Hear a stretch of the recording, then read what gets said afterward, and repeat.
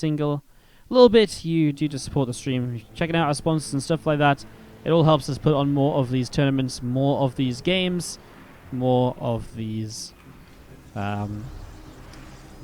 matches. Allows us to keep on casting full-time StarCraft 2 as well. Of course, you can also subscribe and all the other stuff too. Again, the more successful we are during these tournaments, the more likely we are to have more of them in the future. So let's do this. The bottom left-hand side, our green Protoss player from Wolf's Lair. This is Hellraiser. Going up against the red Zerg to the top right-hand side, who's tied himself up in the overall scores of this group at the moment. 1-1 now. Our red Zerg is TLO.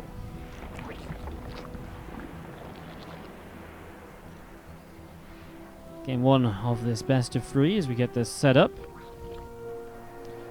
And rolling here over the next few moments. Nexus dropping down in the natural. As you're going to see in Pro. I'm just going to pop forwards to throw down the Cybernex core as well. And, yeah. Overlord on the way up to here from TLO.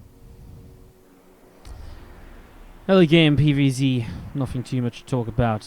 Overlord's getting into position. Expansion's coming up. Waiting for the tech choice of Hellraiser, which will come post Cybernex core to let us know just how the, just what the plan is. Stargate has still been pretty prevalent in the most recent patch. Stargate openings, we've seen a couple Robo plays, Twilight plays, but I think Stargate's still the big go-to for the most part.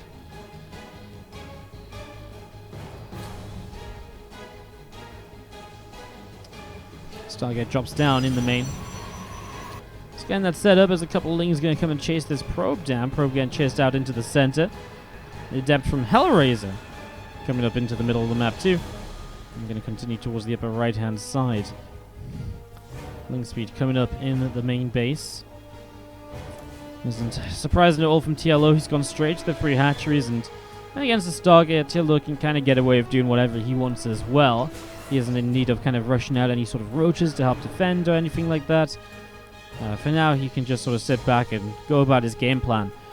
Overlord on this side is likely to be taken down here. No Stalker, so it should just be a Phoenix first out of that Stargate. Clean up the Overlords, get some map control, and then follow it up with an Oracle from there to be able to apply a bit more pressure. And again, to keep you very safe while you go in towards a third base and a third Nexus and you get yourself going again. There's a reason that this is a very common way of opening. It sets you up into 3 bases very nicely. It gets you into a strong position. There's definitely transitions and kind of switch-ups you can do to keep it different as well, which also kind of just makes it even better, because then it's not always the exact same thing every time. It can catch the Zerg player a little bit off guard now and again. It forces them to keep on scouting. All of that kind of adds to the effectiveness of the build and the fact that it is just such a standard and so much a go-to opening time and time again. Rubber facility from Hellraiser on its way up on the natural expansion. So that's just coming through here. It's coming up to being about halfway done already, actually, that Robo. There's that Phoenix, the Oracle, heading towards the top side. Plus 1 melee dropping down from TLO in the main base. So, again, I mean, choosing to go for the melee upgrade is going to be Lingbane heavy. And that obviously usually comes up with the Lingbane Hydra. The Queen here trying to target down the Phoenix, and so the Oracle will get some shots off. Phoenix will not have energy to continue, though, and the 2 units together will push this back, so not much gained in the end, just a little bit of damage there. Nothing all too insane. I like the Lings spread out just to watch for a Warp Prism coming across the map. Warp Prism coming across would obviously be pretty indicative of what the follow-up might be. This is 6 gates, actually, before 3rd Nexus, so this is a rather aggressive follow-up from Hellraiser with the charge coming up as well, meaning that he really is going to focus on getting some Zealots in this as well as the Archons. So really going to look to try and get a lot done here. As we get this set to go. We do have someone who's actually purchased through Harry, so Dave Fitz 04, thank you so much for your purchase through Harry. And I'm going to go and get your decoration on the tree straight after this game. Thank you so much, dude. Appreciate it. Get some love in the chat.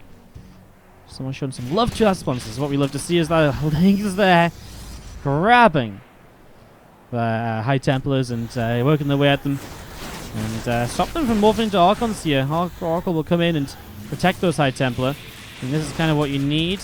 This is actually working out quite nicely, but even still, the Lings are going to get some damage done. Now the Lings are kind of giving themselves up to get some more damage that will not result in a kill.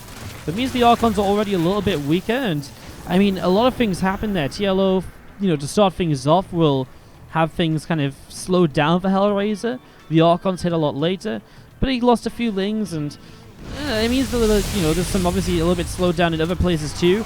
Banes come in here, and the Lings come in for a surround. The last Bane goes off, and well, this third Nexus might be in some trouble with extra Lings still rallying across. The Oracle's out of energy from defending the Archon, so it kind of makes it feel a little bit more worthwhile now even, because now there really is nothing to defend this third base. It doesn't get cancelled. Where even are the Archons? War Prism finally is here back at home. He loses an Archon too, though. Hellraiser is having an absolute nightmare at the moment. Everything's just gone wrong in the last couple of moments. Everything has just gone wrong. As you see the Zealot, the Archon, coming in together. Zealot does get picked off. Man, I mean, again, there's just so many Zerglings here, and Hellraiser has to try and fight his way out, but the best unit he has against this is an Archon that is very low on health, so it's very difficult to keep it here. A probe goes down as well, and that's going to slow things down too. And TLO is looking very good in this game number 1. It feels like everything is working out for him, as we see those roaches now on the way up as well. So, setting up into these roaches. And, yeah, Ling's going to go back up towards the upper right side. So, a few roaches just for sturdiness in case of a sudden big counterattack with Archons and Zealots. But going into that +1 missiles as well, going into some drones, TLO making sure he's got an economy behind this too. Starts up at 4th Hatchery. And well, I mean, here comes the counterattack from Hellraiser, but it needs to do something with the fact this third Nexus is just now being rebuilt at the 7:30 timer. It's so late for third Nexus, so Hellraiser really was hoping to do something with that, and that's why TLO's made sure to have enough roaches already. He's going to have some Banelings to help out too. I was talking about Lingbane Hydra, but this is obviously just Lingbane Roach, and honestly, I kind of love it against this comp. I think it works quite nicely. No Immortals in play. It kind of forces the Immortals to come into play, but obviously that was not really what Hellraiser was intending at any point. Those Banes coming through, and I mean, it kind of feels like the Banes don't even know what to go on to, because they can just connect on whatever they want, and in a way it's not great for them to go off on the Archons, but it's also not bad for them either. This is a cleanup from TLO, and Hellraiser does absolutely nothing with this attack, barely even forces any more units out of TLO. He does launch a counterattack, roaches on their way across.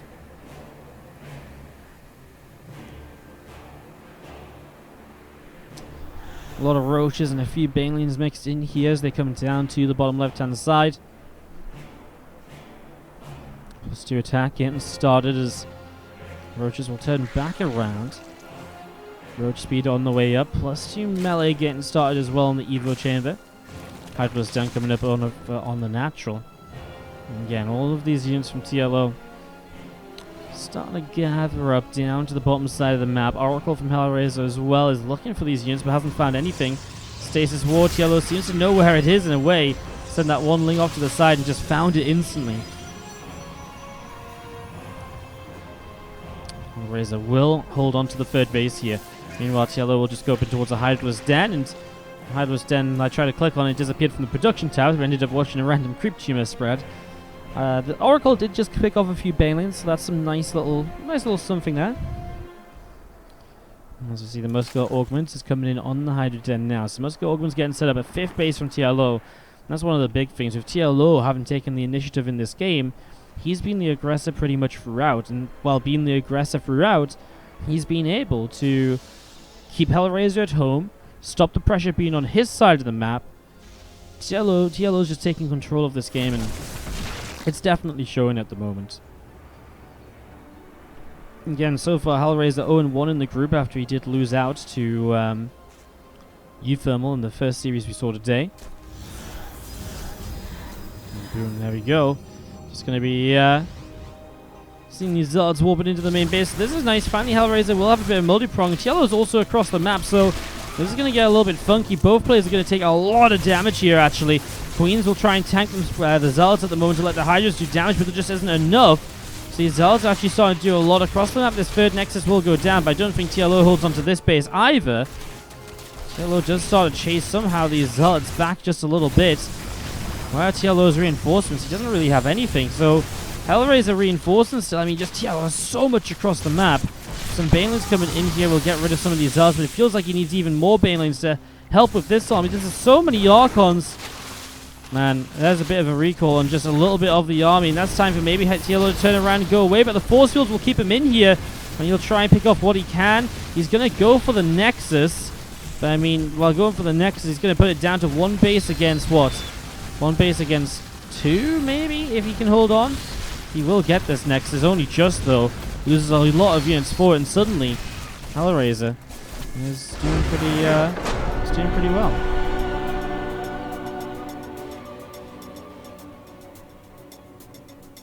Hellraiser takes game one of this best of 3.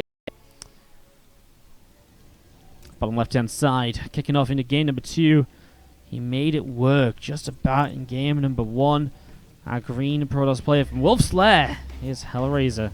I didn't think he was doing so great, but made it happen. Top right inside our red Zerg is Team Liquid's TLO.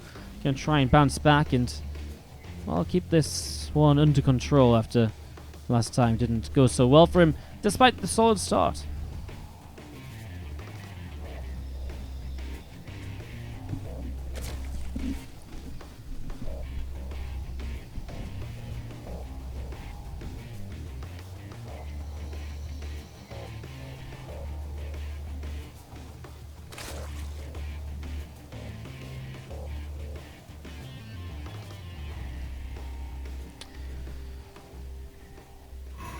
Cannon rush from Hellraiser. A Forge comes down to get us started here very quickly.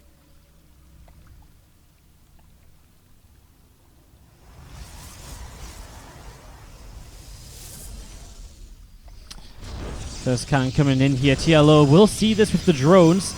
Gateway will finish this wall off though, so there's no getting rid of that cannon. There's no getting rid of that cannon at all. That is just going to come up, and TLO going to have to deal with the rest of it as best he can. As we see, Hellraiser will try and get up to the high ground now, so Hellraiser taking some damage on that probe. Drones will pull and start to work their way against this pylon, but again, cannon on the low ground is there, which will now allow for the other cannons to come up, and Hellraiser, he did use this a lot back in the Clash Invitational, where he had a run where he so very nearly made it to the playoffs in Italy. And one hell of a difficult group, and he used this strategy against a lot of the Zergs to pick up wins. Lambo and a Laser, for example. It was a pretty crazy group. Couldn't believe that Hellraiser almost made it happen. And that's crazy to think back to, actually.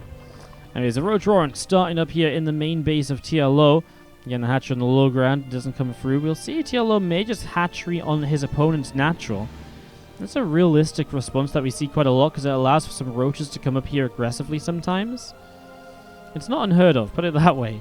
So, it's somewhat of a possibility, but he might just be saving his minerals instead to put to use on these roaches, because the Roach Run is now finished up. And as you do see, those couple of Zerglings just continue to chase for that Zealot. Nice little bit of control on the Zerglings, and the Zealot will still win it out. Drone goes after the Zealot as well, wants to get it before it starts to regenerate. The Queen gets the final shot. And this is a Robo facility dropping down from Hellraiser, so you will be getting those shield barriers. He will be looking for the Immortals. Drone is still over here, but starts to feel like it's not really going to do anything. I think he's going to be TLO focusing on putting his money into Roaches and Ravagers back at home to defend against the Immortals that will be on the way very soon. The thing is, these Ravagers seem to be up very quickly. Okay, he does throw down a hatchery. Okay. See where that goes to. Yeah, he does have these Ravagers already, which means that he can start draining shield battery energy quite nicely. I mean, look at that, 2 Corrosive Battles, and he's already got a shield battery pretty much 2/3 empty. So, shield battery is taking a lot of healing at the moment. Why aren't they healing these cannons? Are they on hold position? Because he wants the energy for the Immortal rather than the cannons, I think. It must be, right? Wow, I didn't even know you could hold position, shield back. Oh, no, of course, because they don't automatically heal buildings, Wardy. That's why. God, I'm so dumb. Maybe you just didn't realize then. It's just so weird because obviously, you just see it happen so quickly because the players always do it. My mind lapsed for a moment. Okay, well, we do see the Ravagers and the Queens here poking at the front. I mean, he got rid of the cannons at least. He drained a lot of the shield battery energy in the end. So yeah, obviously, sorry. I was like, how did you make him stop healing things? It's once you start healing a building, you can't make it stop until it's full shields. Ay, ay, ay. It's one of those days where Wardy's just a little bit wrong in the head, isn't it? They do auto-heal cannons? Then why weren't they healing the cannons? No, I thought... I know, I'm just confused now. I'm done. I'm done. You can turn the auto-cast off. Boom, there we go. TN saves us. There we go, now we know. You know, you're right, because of course they auto-heal cannons. We see them auto-heal cannons all the time. Right? And then you can turn the auto-cast off. Yeah, that makes sense. Because it's on auto-cast now and it wasn't before. Boom, we've nailed it. They do auto-heal cannons, but they don't auto-heal other buildings. Ay, ay, ay. It's okay, guys. You can get your refund on casting from Rifkin. Just go message Rifkin at basetrade.tv.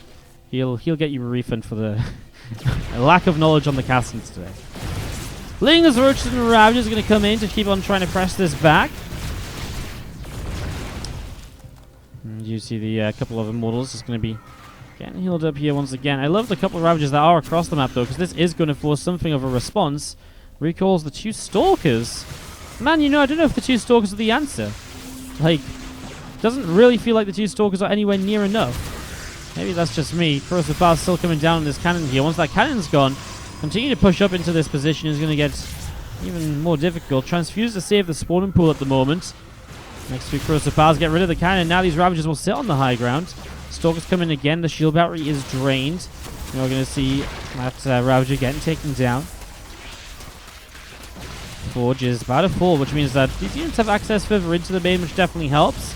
This Stalker here will get a shield battery on it, so not too much of an issue. But extra Roaches means that you can probably keep on fighting this.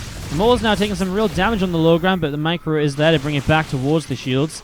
Wolfgate is on the way. Nice Micro saves this Ravager, but also gets that low health Roach back up. Probes pull in to help with this fight as the Stalkers are starting to drop. A couple of Lingers show up as well, though. Man, this is actually starting to be a bit of an issue for Hellraiser. The TLO finally starting to make some progress across the map. The shield battery saves the probe there for a second, as I just don't feel like these Immortals are really getting enough done themselves, especially now because these probes are going to keep on going down. A new Stalker shows up, but we've already seen kind of 2 or 3 Stalkers not being enough here. The Stalker may be able to get that one Ravager, but then again, it just pulls back, right? And okay, the probes will go for the Ravager instead, but the Stalker goes down, and now the probe's obviously open to attack from Lings, Roach, and Ravager. And there's just going to be more and more being lost here from Hellraiser. TLO's economy isn't super great either. Ravagers, a few more of them morphing in here to try and hold on. But I mean, Hellraiser isn't even mining anything, but he does have money. In fairness, he's got 300 in the bank, so that's something he can still use here. Ravager and a couple of Queens kind of go alone. Down to the low ground, some Immortals are going to recall home. Now this Immortal here is just completely left alone, and so is this one. So that's not too great. So yeah, you might be able to... Well, you're not even saving your probes, because these Lings are getting rid of every probe. One last probe goes down. I mean, another Immortal in production. Shield batteries are now going to be completely drained of energy. The cannon on the low ground will help to defend, but I mean, TLO is pushing this back with force, and TLO really just has to survive a little while longer with a 17-to-1 work account. A couple of Lings coming in. They're going for the Immortal. This pylon could go down. That gets rid of the cannon, and it gets rid of the Robo. Immortal falls as well, and I think that might just be GG. TLO will tie this series up 1-1, and we are tied up in... As always, do appreciate it. Let's jump back into it. As to the bottom right-hand side, our green Protoss. His cannon rush did not work there in game number 2. This is Hellraiser. And to the upper left-hand side, our red Zerg. Team Liquid, TLO. So far, the Team Liquid players doing well in this group. Euthermal 2-0. TLO's only loss so far was to Euthermal. We'll have more Euthermal matches coming up a little bit later on, guys. We've got, after this, actually, the first time we're going to see Eon Blue. Eon Blue is going to be taking on TLO in the best of 3 ZvZ after this series. Then we'll go into some of the other matches as well, continuing through this Group A of the 2018 has left the game. This tournament's already had some shocks and some surprises. In the Korean server groups, close your ears right now if you don't want to hear spoilers. But in the Korean server group, in Group B, Petit Drogo topped the group, ahead of Solar, ahead of Fantasy, with Zest and Gumiho being eliminated. It was crazy things going down on Sunday. It was a little bit bonkers, actually. A little bit bonkers. Probe here. Nibbling away and dealing just a little bit of damage. And a couple of queens on the way up.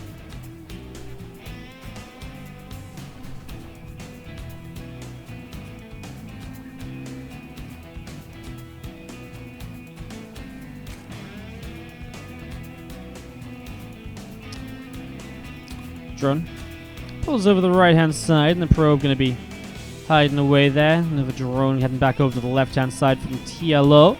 Going to drop down that third hatchery of the Adept from Hellraiser, also just on its way towards the upper left hand side. Stargate dropping in here. I mean, back towards a very standard build order, it would seem, for the moment. As we do see that group teamer coming up at the front, and a couple more lings on the way out as well. Now guys, something I do want to mention is that you can get replay. Ooh, hold on a second. This Adept actually shades into the mineral line. Drones. Extractor number 1, spawn number 2, spawn number 3, number 4. Doesn't need to do anything. TLO, what a call. Doesn't even move that drone. No fear. He believed all the way throughout. Awesome. Alright, well. There you go. That's TLO defense. I was just about to say, you guys, if you're interested in replays, you can get replays of this event and pretty much everything else we cast. We're sending out replay packs regularly over on the Discord server to subscribers. The last one just went up a few days ago, so you can actually get your hands on the Korean server group replays already, as well as some other replays that we had kind of stored up. It's 100 replays featuring players such as Fantasy, Zest, Solar, Sue, Cure, Trap, Euthermal, and many others. And these replays will also go out to subscribers in the next few days, so if you want to get your hands on those, please consider subscribing. And obviously the other benefits include sub emotes. You get to be part of our sub tourneys, which are coming back very soon, I promise. And yeah, just in generally support the stream. We always take a chunk of the sub money every month and put it towards future StarCraft content as well, in terms of putting on tournaments and funding them. So if you're ever wondering, then you can if you're ever wondering how you can support more StarCraft events, just subscribing to the stream straight up helps us put more of these events on in the first place. So do check that out, but I'll stop selling out because someone's going to tell me that I'm begging for subs, and then we get all angry and we go rah, rah, rah, and we complain at each other. Let's stay away from that today, as we have attacker stuff in the chat with the 5 bits. Thank you so much. 2 oracles together now. We're heading towards the natural of TLO, who's going in towards a +1 melee opening. Oh, that's a dead oracle though. 2 queens and a spore crawler is just a little bit too much. 2 more oracles being made. This is actually double Stargate. Apologies, I'm rambling on. This is actually a little bit of a different opening from Hellraiser. It goes double Stargate and actually goes into multiple oracles, which makes losing the first oracle a little bit more painful, because you're really looking for these oracles to get out of control here very quickly, and every 1 less oracle that you have makes it that much easier for TLO to hold on without issues. So Hellraiser playing a bit of a different style. I kind of like it though. It's a large map, and obviously the oracles are very mobile, so it gives you a good way to harass, because you've got very quick units that are harassing. And it also lowers the chance of, you know, TLO really being able to mount a huge counterattack to kind of punish the oracle play. So yeah, it's like just a map to try something a little bit different on. As you see those Zealots and Adept gathering up towards the third Nexus there. And as you see more oracles on the way up. My biggest fear is that TLO just does not know this is on the way. Building roaches right now. He has no clue that this is coming up. As we have Strider 1995 in the chat with the 6 bits. Thank you so much. We're killing Port ADSE on the bit boss. 5 or 6 bits at a time, guys. We'll get there. You'll fall soon. Oracle on the far right side here at the moment. Lings do run forwards, and a couple of Zealots and Adepts are going to be able to push those Zerglings away off to the left. Again, all of these Oracles coming up to the top. 6 of them now. Going to be heading towards the top side. 18 Zerglings on the way out. Blink on the way up on the Twilight Council, as well as a +1. So follow-up coming through. But here come the Oracles. And again, I mean, there's just no initial warning of this for TLO. He had no idea. So he's going to be losing, well, he's losing the Queens, but he is killing some of the Oracles, in fairness. To the point where I don't think there's enough Oracles left to actually kill the Spore Crawlers. 6 Queens for 3 Oracles in that trade. Obviously, 1 Oracle was already dead. Now the Oracles are kind of out of energy too, so this Roachling counterattack has quite a lot of potential. 2 more Oracles are here already, but Oracles don't do that well against roaches, actually, so I feel like there's some potential here for TLO to really do a lot of counter damage, and, well, let's see. I mean, 13 probes go down almost instantly, and those lings are going to keep on chasing those probes over the right-hand side. The Oracles that do have energy are starting to get quite a bit of damage done. TLO's going to start going for the third Nexus here, actually. Only one Oracle or so has energy left over, and there's nothing left on the ground, so it's just the Oracles. Third Nexus will fall, and TLO is currently making this work, as these lings will back away over to the right-hand side. A Zealot will jump into the gap there, and we'll be able to block those lings from entering the base. Man, TLO, well, we've seen him do this before today. Kill the third base, put himself into a strong position, and not be able to follow up on it and win the game. As those lings on the Roach gathering up towards the front. Tacker Stuff with the 7 bits, thank you so much. And then Strider 1995 with the 8 bits. 5, 6, 7, 8. Pound with Wardy, now available on DVD and Blu-ray. Lings and Roaches coming in and getting rid of this third base yet again. TLO keeping up with the aggression and recall on an Oracle and an Immortal. I think he's just trying to recall the Immortal to safety here more than anything else, because the Oracle, I think he's just, getting the Oracle, the Immortal to safety there. As you do see, Ling's just going to keep on killing off Assimilators. Anything that can be basically seen as kind of free damage right now. The thing is, TLO's about to have his Spire, and if he just makes 12 plus mutas, which he has the money for, well, these Oracles die, and then he's going to fly across the map against Immortals in a Robo Bay, and he's just going to have an absolute field day. The one benefit is there was Blink built earlier, so there is a Blink upgrade to help out against these Mutalisks. Blink's going to come up here already, and they're going to get us around. It doesn't matter if they don't kill the Immortals. Any Stalker, any Sentry that goes down, anything that shoots up is less that's going to be able to defend against the Mutalisks. There's one Phoenix out right now, but I mean, the other thing is just the fact that these Oracles have turned back home to help defend this means that the Mutas are going to come out without being seen. So by the time Hellraiser knows about it, these Mutas are going to be on this bottom right side of the map, and they're going to be able to make their way towards the Stargates very quickly and empower them, stopping the Phoenix production from being a big threat here. Oracles are going to be intercepted right now. Hello, say the Mutalists, and those Oracles just going to start going down very quickly. Hellraiser doesn't even try to fight it. He knows his setup against that many Mutalisks is just not good. GG's, and TLO